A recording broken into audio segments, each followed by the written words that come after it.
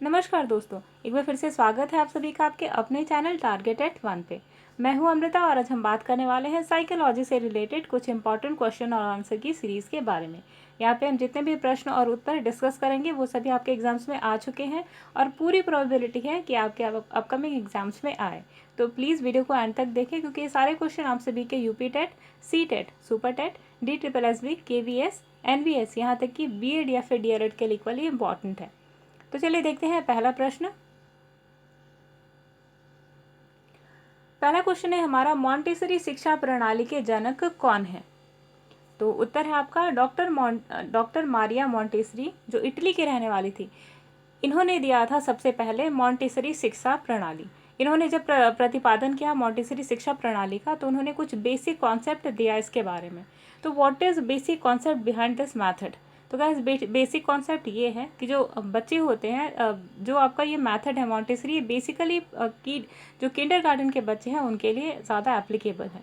ऐसा इसलिए है गाइस क्योंकि जो बड़े बच्चे हैं उनकी जो ज्ञानेंद्रियां हैं वो ऑलरेडी विकसित हो चुकी हैं और उनके अंडर कंट्रोल रहती हैं। पर जो बच्चे होते हैं छोटे, उनके ज्ञानेंद्रियों को और ज़्यादा विकसित करने के लिए मारिया मॉन्टेसरी ने इस विधि का प्रतिपादन किया।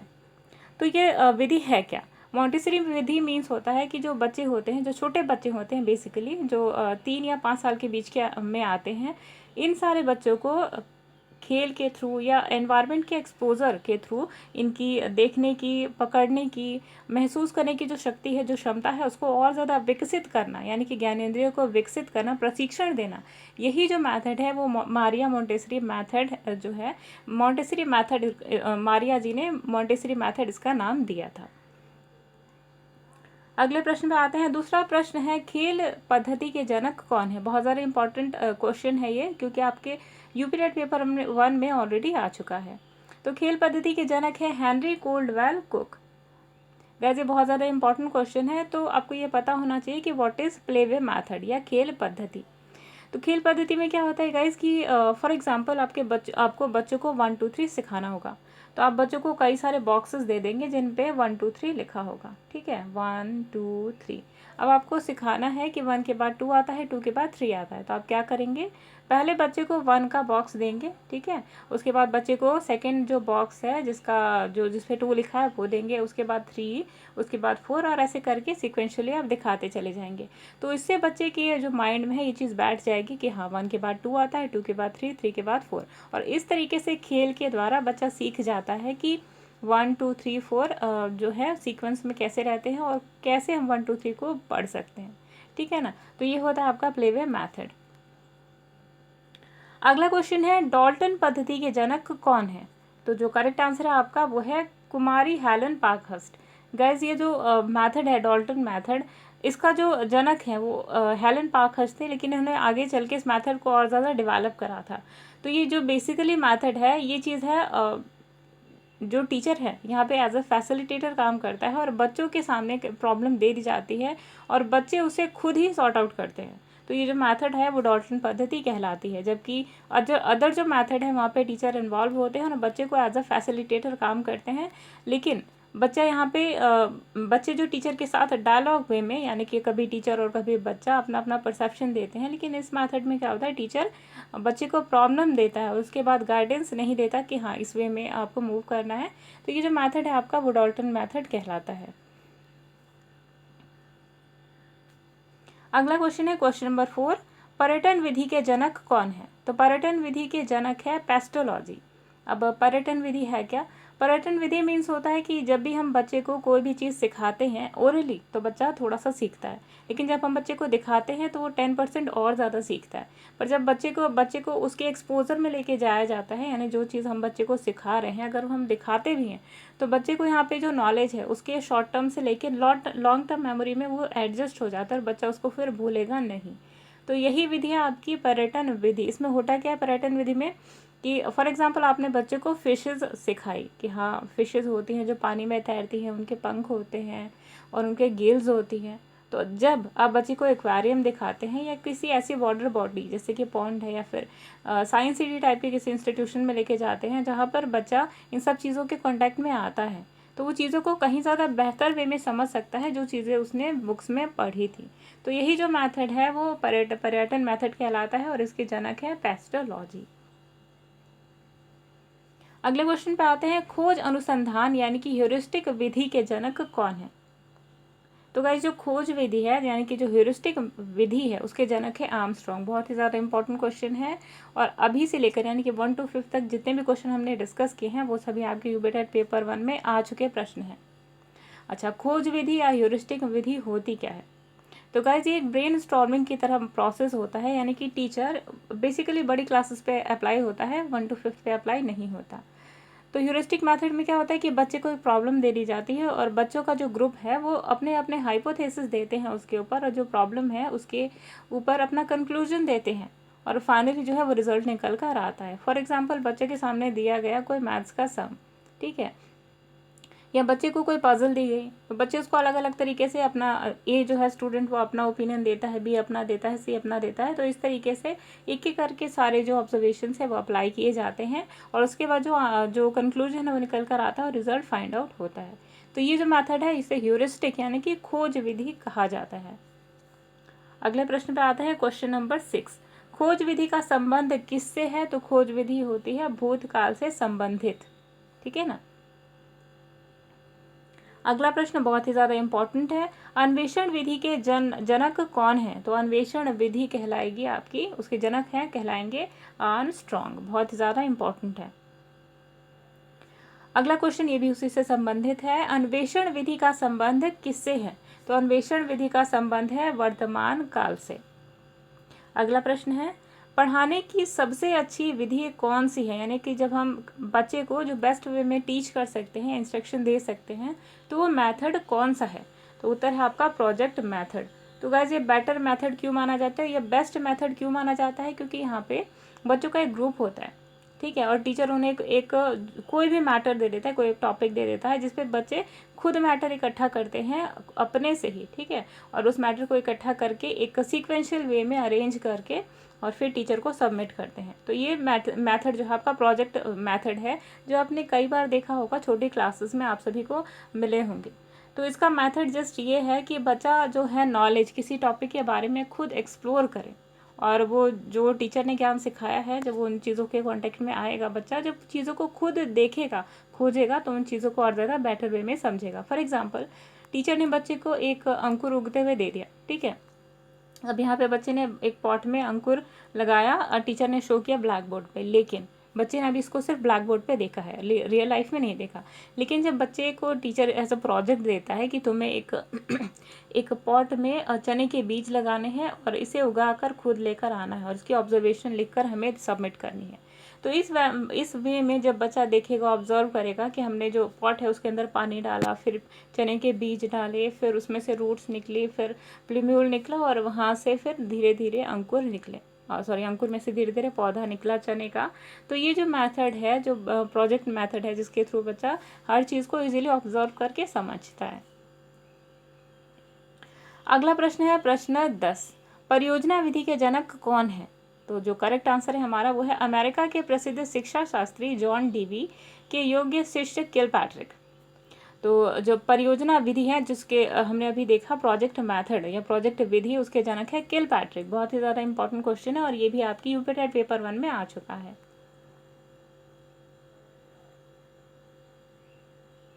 अगला प्रश्न है प्रश्न संख्या 11, सूक्ष्म शिक्षण यानी कि माइक्रो टीचिंग के जनक कौन है? तो माइक्रो टीचिंग के जनक है रॉबर्ट बुश। यहाँ की हालांकि यहाँ पे कलेक्टिवली जो टीम थी, अदर भी साइकोलॉजिस्ट की थी, अदर भी जो इस फील्ड में थे, लेकिन जो रॉबर्ट बुश थे इन्होंने बहुत ज़्यादा योगदान दिया था, इसलिए इनका बेसिकली नाम दिया जाता है, ठीक है ना। तो माइक्रो टीचिंग मीन्स होता क्या है? अगर आपने नहीं सुना वर्ड या इसके कॉन्टैक्ट में नहीं आए, बेसिकली ज़्यादातर लोग जानते होंगे कि सूक्ष्म शिक्षण होता क्या है।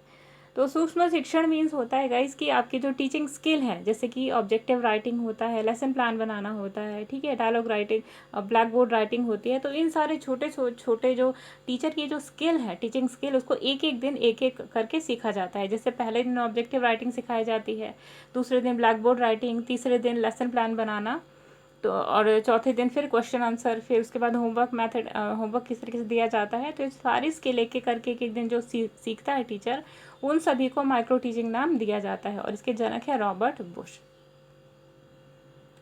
अगला क्वेश्चन है, इकाई उपागम के जनक कौन है? इकाई उपागम को इंग्लिश में हम यूनिट प्लान के नाम से भी जानते हैं। तो इसके जनक है मॉरिसन।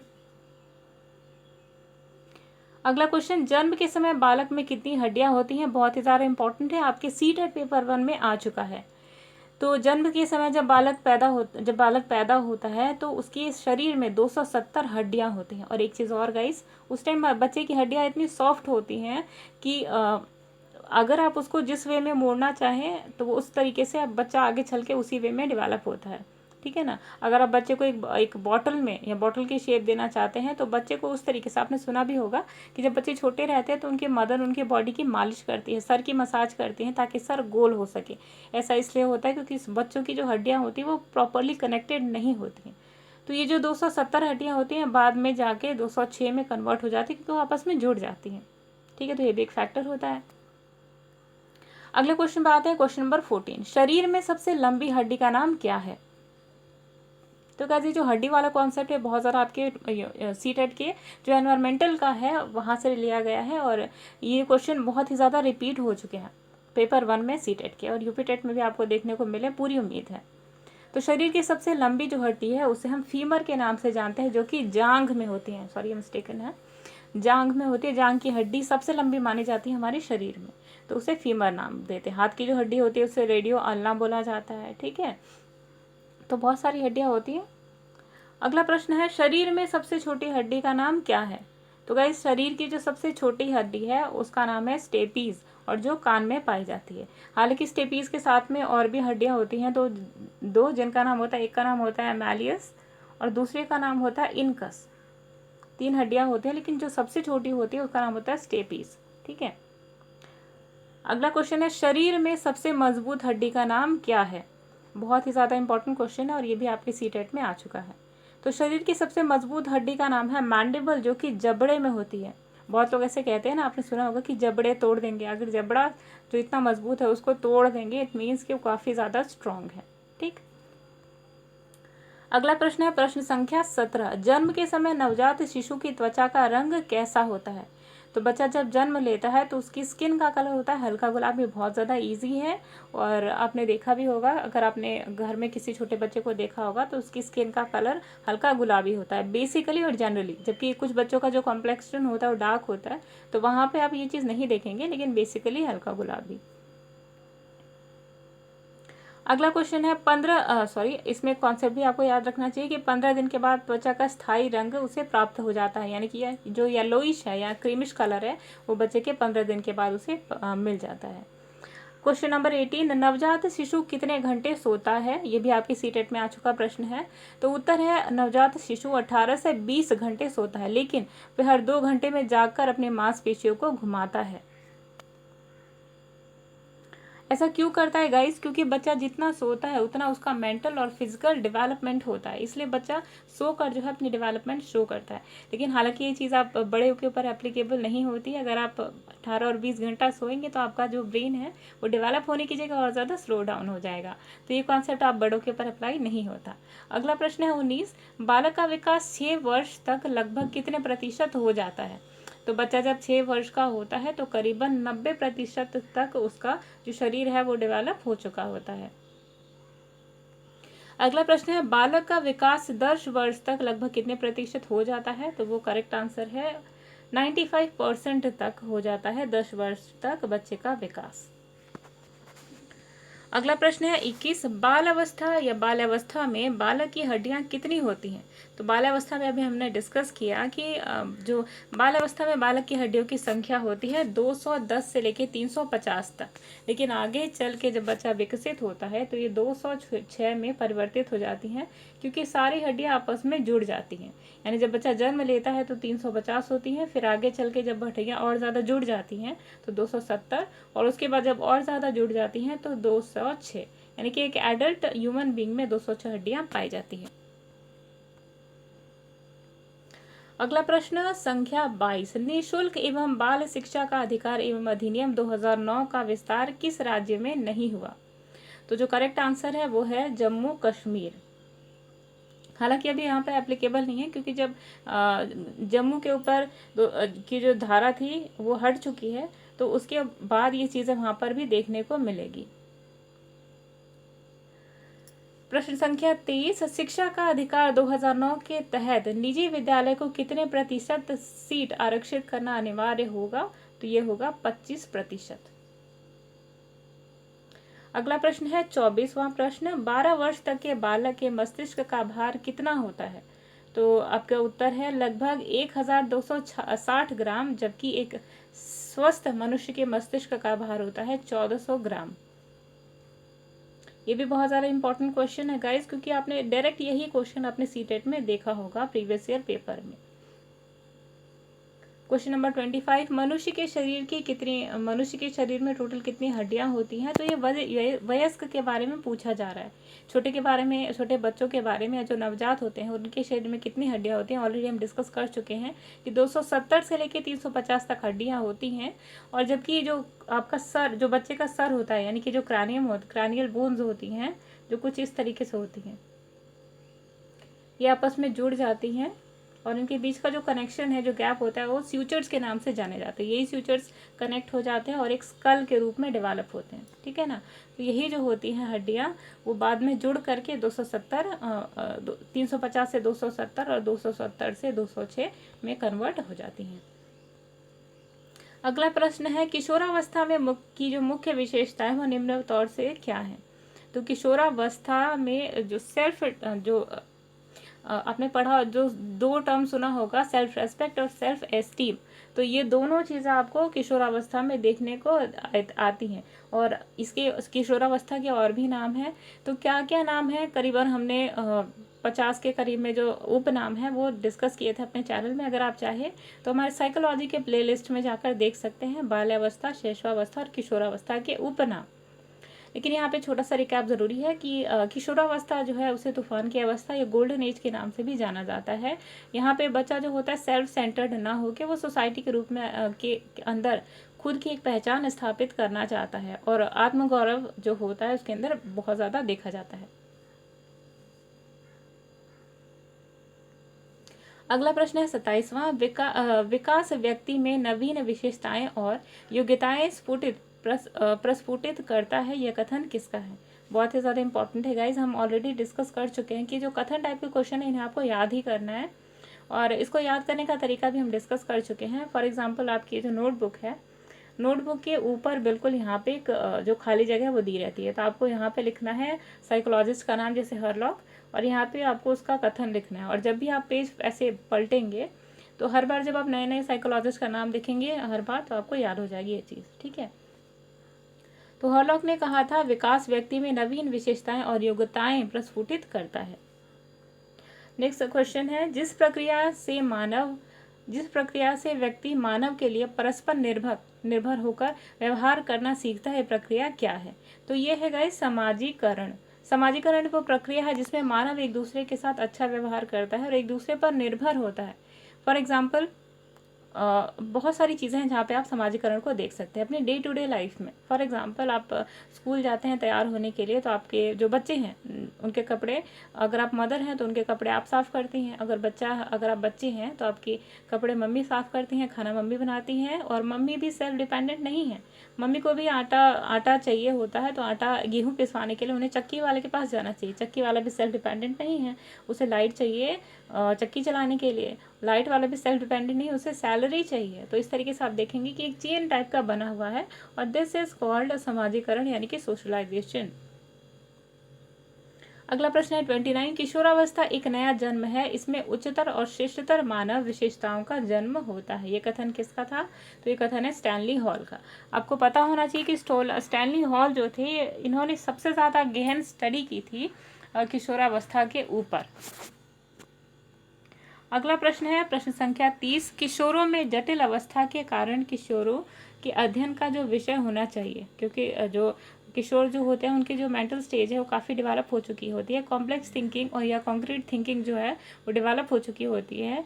तो उनके कौन सा विषय होना चाहिए उनके लिए, तो वो है शरीर तथा मन संबंधी।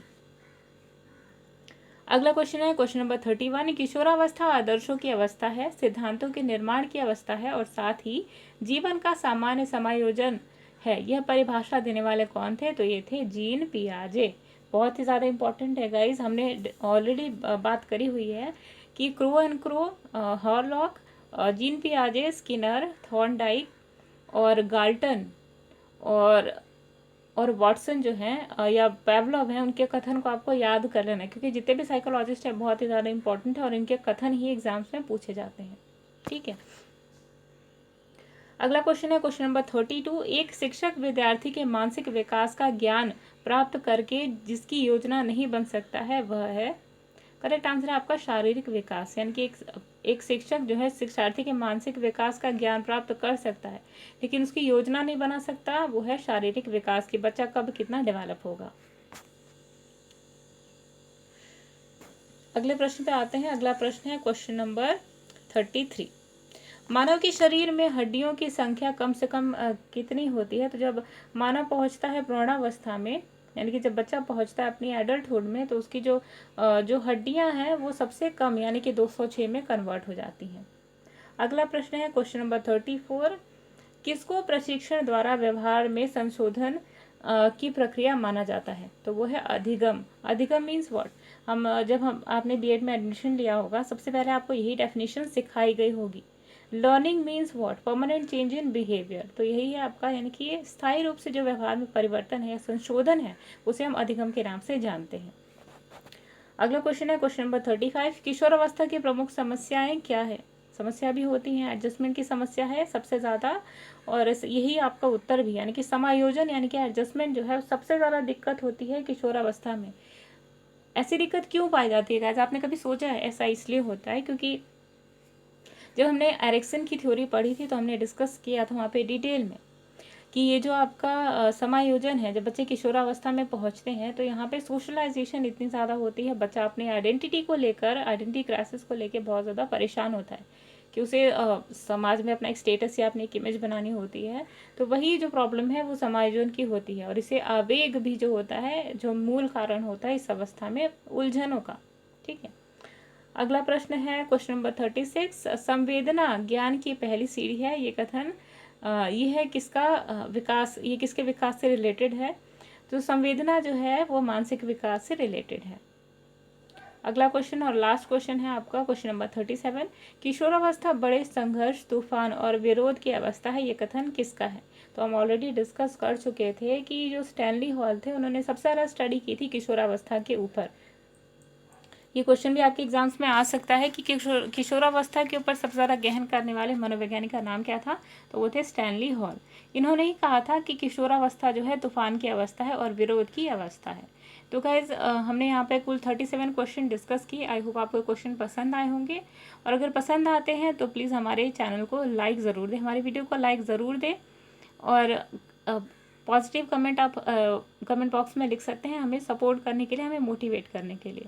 और अगर आप इसी तरीके के वीडियोस आने वाले टाइम में भी देखना चाहते हैं तो प्लीज़ हमारे चैनल को सब्सक्राइब करना ना भूलें और नोटिफिकेशन बेल को ज़रूर दबाएं, जिसके थ्रू आप हमारे चैनल के अपडेट्स को देख सकें। तब तक के लिए अमृता को दीजिए इजाज़त, बाय बाय।